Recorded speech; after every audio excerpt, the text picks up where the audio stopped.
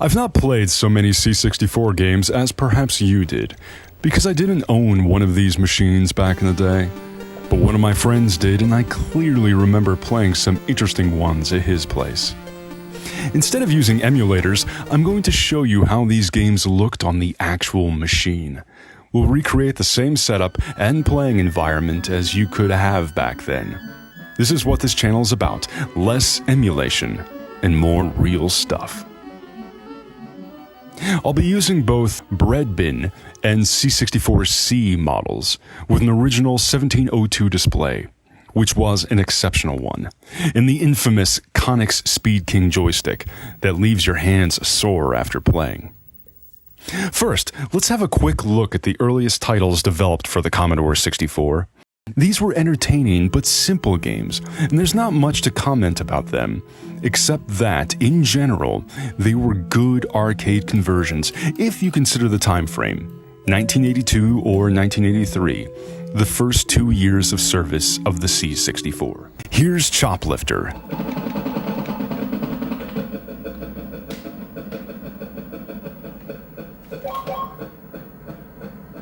Congo Bongo.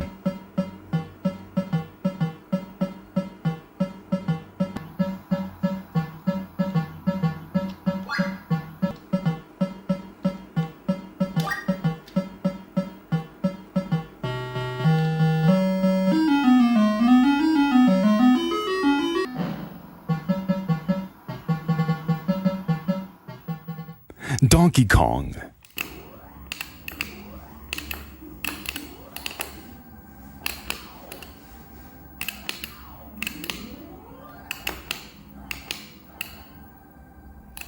Frogger.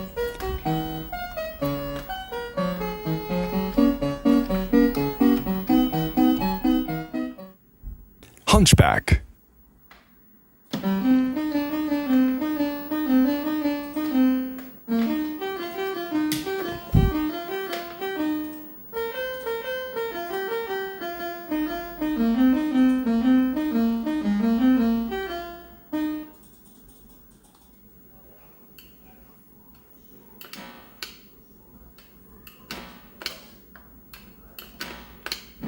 Jungle Hunt.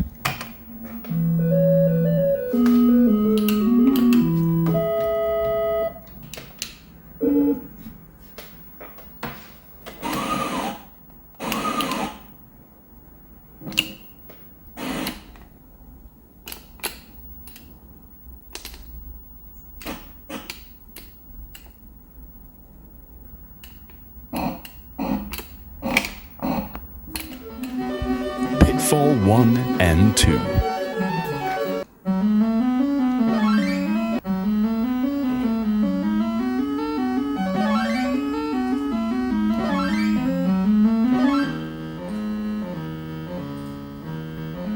Now let's see later and more advanced titles in alphabetical order to make it easy for you to jump between them in the video if you want.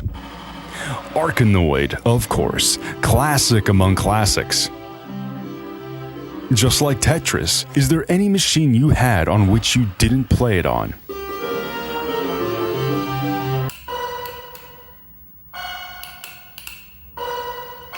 Must say that it's much easier with a mouse than with a joystick to obtain a smooth movement of the racket.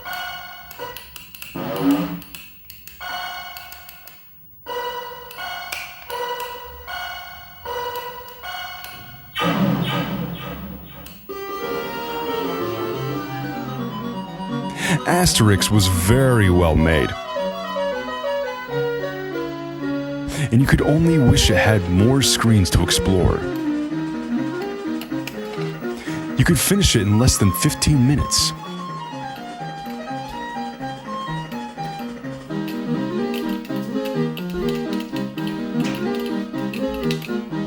Way too short, but suitable for a younger audience, which was my case back then.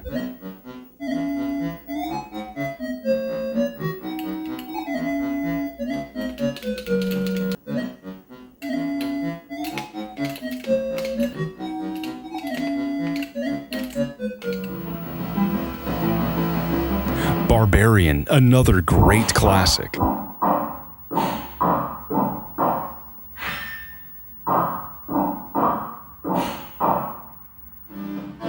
Impressive sound effects, intense action.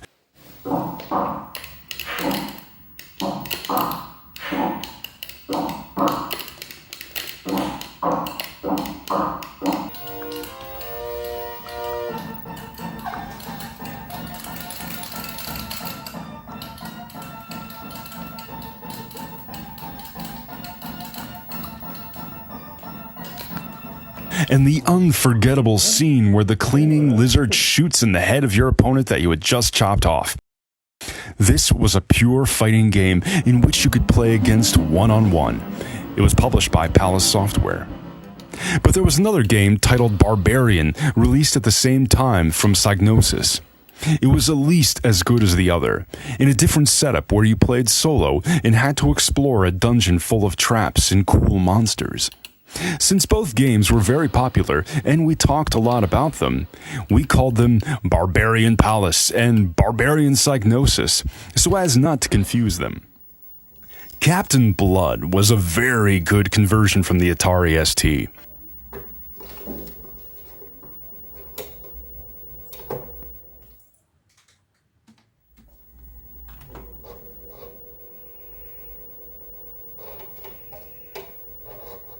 The game that everyone played but no one understood.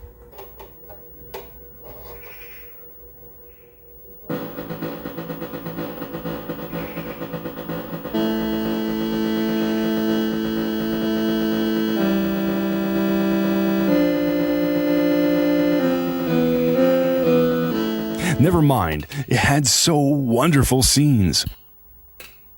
The galaxy with its hundreds of alien planets.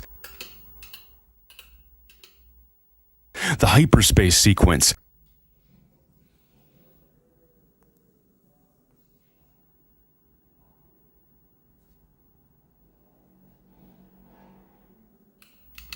Difficult landings in hostile environments.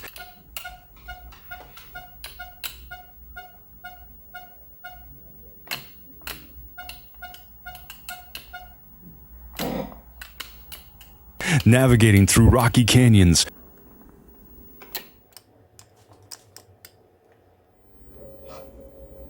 Funny dialogues with aliens.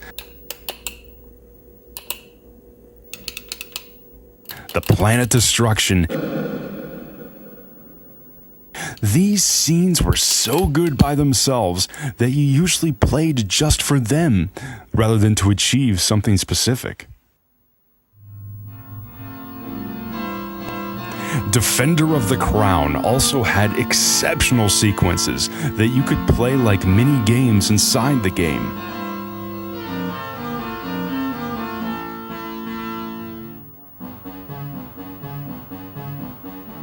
I only had the first disc while filming this, so couldn't go far beyond the intro.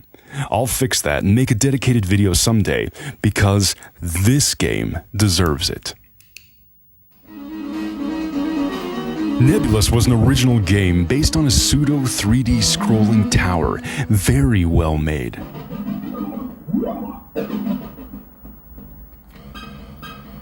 You needed to reach the top of several towers full of tricks.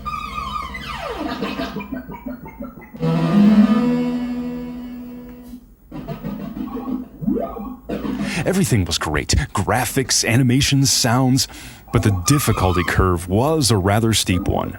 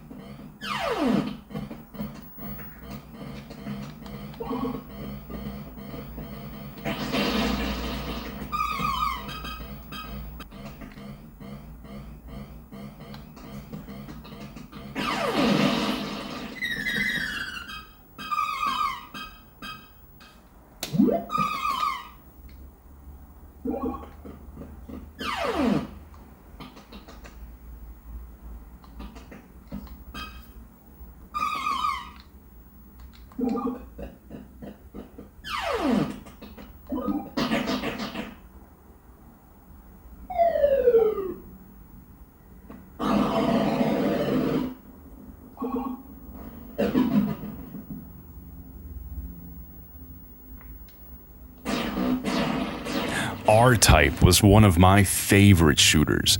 I played it on every single machine I could.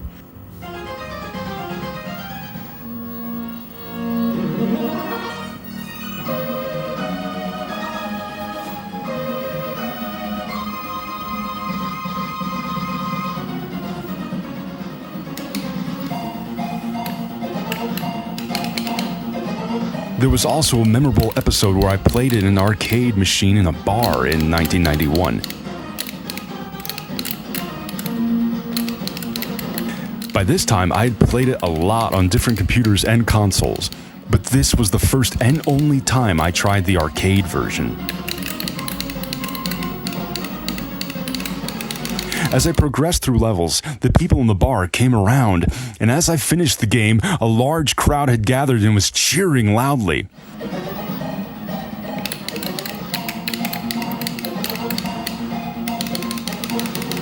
I was a shy guy and didn't expect this at all, so I was caught by surprise and didn't quite know how to react. The kind of thing usually didn't happen to me. But it felt great. And now after 30 years, I proudly remember that ecstatic moment.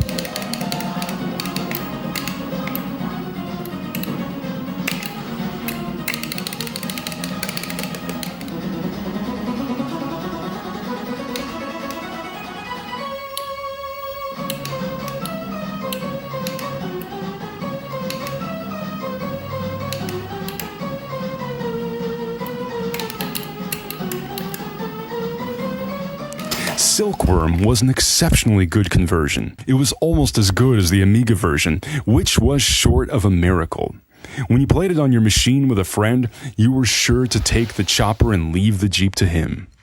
Solo Flight was Microprose's first title, inaugurating a long series of exceptional simulation games. It was a great one at a time when very few flight sims were available at all. The cockpit instruments were realistic enough to make it feel like an actual flight experience, and the terrain objects were a pleasure to look at.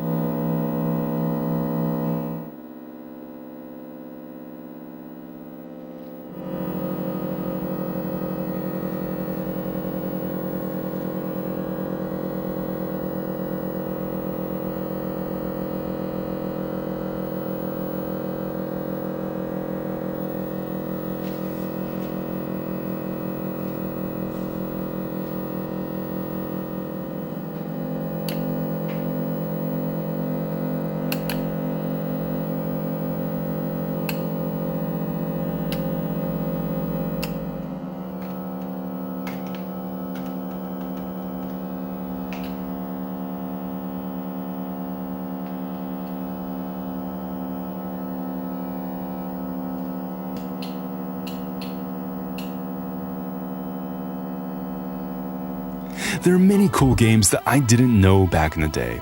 I'm discovering them now, and it's a real pleasure. The C64 was indeed an excellent machine, and no wonder it sold millions and millions of units.